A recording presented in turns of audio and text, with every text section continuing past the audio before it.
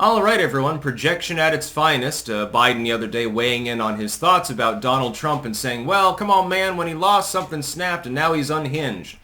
I'm looking at literal reel after reel of Biden's statements, the weird things he says, the evil things that he says, and the crazy shit that he does. No, Joe, I think it's you that's unhinged. Cognitive dissonance kicks in and people say, well, you're just a Republican and, far right or something.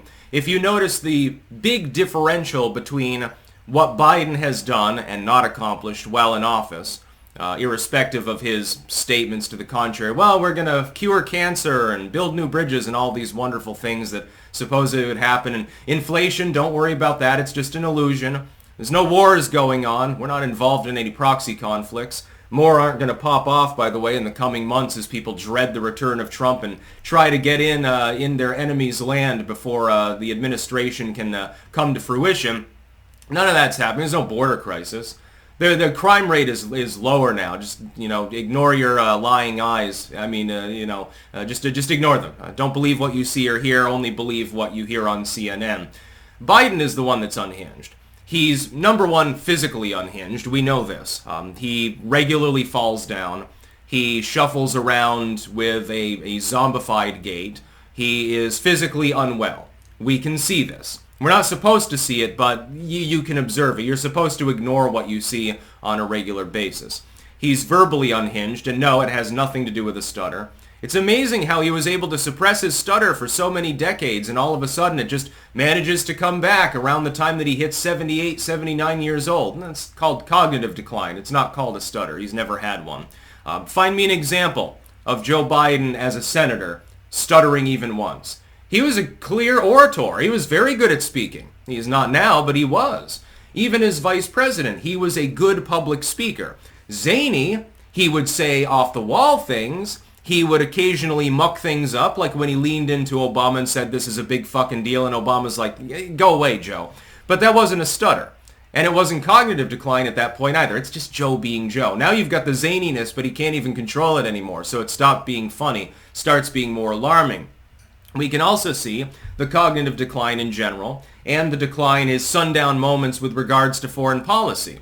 We're now hearing that Joe Biden is withholding intel on Hamas leadership from Israel as sort of a dangle the carrot and whack him with a stick goal to try to keep him out of Rafah, with Netanyahu roundly ignoring him. We'll have to talk about that on today's live stream. Did you see that story? Oh boy, is that pissing people off. It's like, okay, go ahead and then make the weapons shipments conditional all you want, although that's not the greatest strategy in the world, but you're withholding intel on terrorist targets from an allied nation? See how well that goes over with the average American voter, by the way, once they wake up and smell the coffee and read the morning news. Some of them probably don't even know it's happening.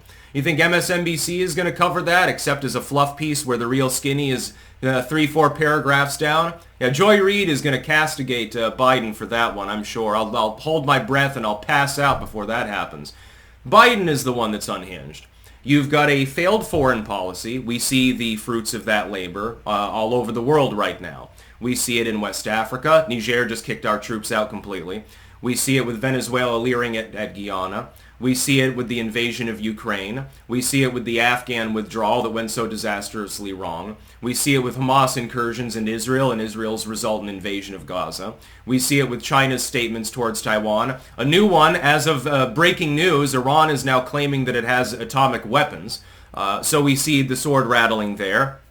We see Erdogan weighing in. We see our allies in Europe getting more and more jumpy because of feckless U.S. policy. We see it in Korea. Name a spot in the world and I can find a flashpoint. Hell, are we going to go over to war over Antarctica at some point? Well, we think there might be mineral resources here, so we're just claiming the whole thing, says Joe, or something like that. I remember when Trump said, hey, maybe we'll buy Greenland from the Danes. That sounds like a good deal. We'll have a Trump Tower in Greenland. People thought he was nuts, right? And Denmark, of course, quickly ruled that out, although it would be cool, kind of. You'd have a stop-off airport there, and people can go seal hunting or whatever, I guess. That was considered insane. Well, that was 100 times less insane than the foreign policy I see right now. Domestic stateside policy. Trump reigned over a generally sane economy.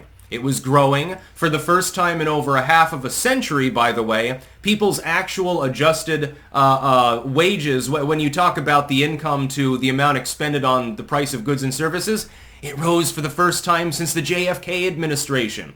Trump is the only one that managed to make that happen during his tenure as President of the United States, partially because of a massive slashing of regulations. Partially because of not attacking the energy industry, and partially because the world scene was relatively calm because people didn't want to fuck with the Western Hemisphere when somebody who actually knew what he was doing was there.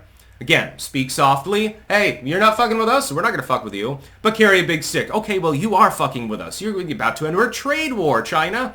It worked. Everything worked. Crime was lower than it is now. Although it's falling slowly now, it's still higher than it was. You didn't have as much of a border crisis.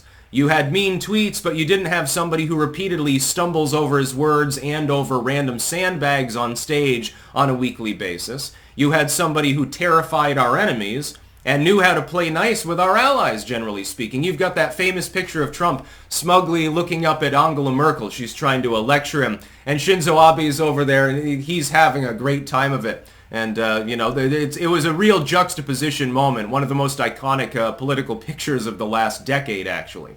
Biden is the one that is unhinged. It's inarguable.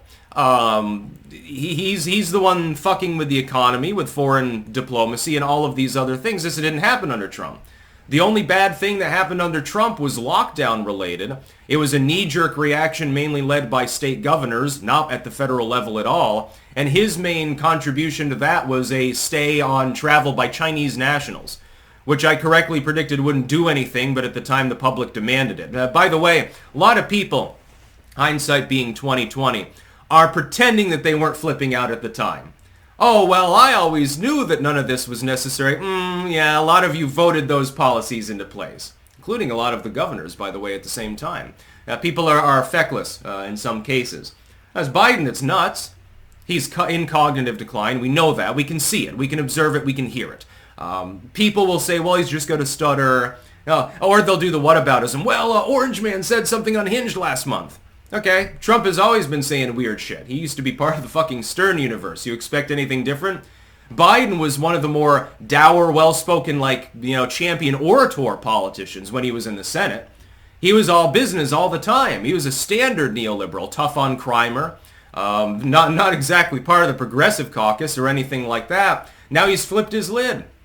Gone mad, the poor chap. Biden's policies, again, look at the actions, not the words, too. Let's ignore the verbal gaffes and things like that.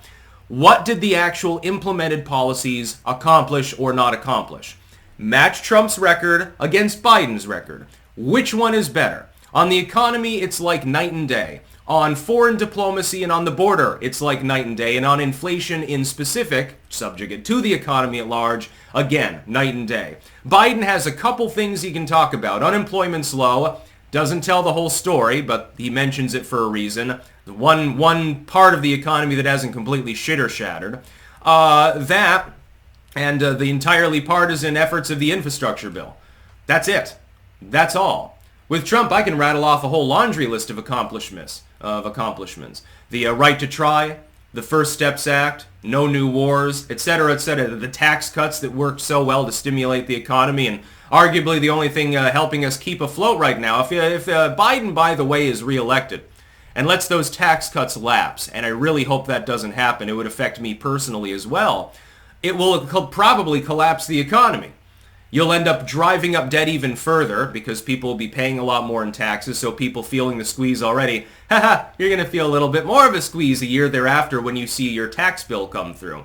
And weaken people's purchasing. It will harm businesses, etc., etc. Biden's trying to eliminate the gig economy and unionize everyone that wants a side hustle so that everyone can be brought in line under his fascistic authoritarianism and the authoritarianism of the uniparty.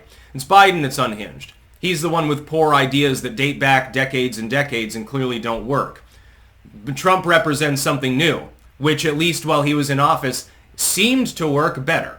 It's a soft reset to first-term Ronald Reagan. It's what we need at the time. That's about all. Peace out.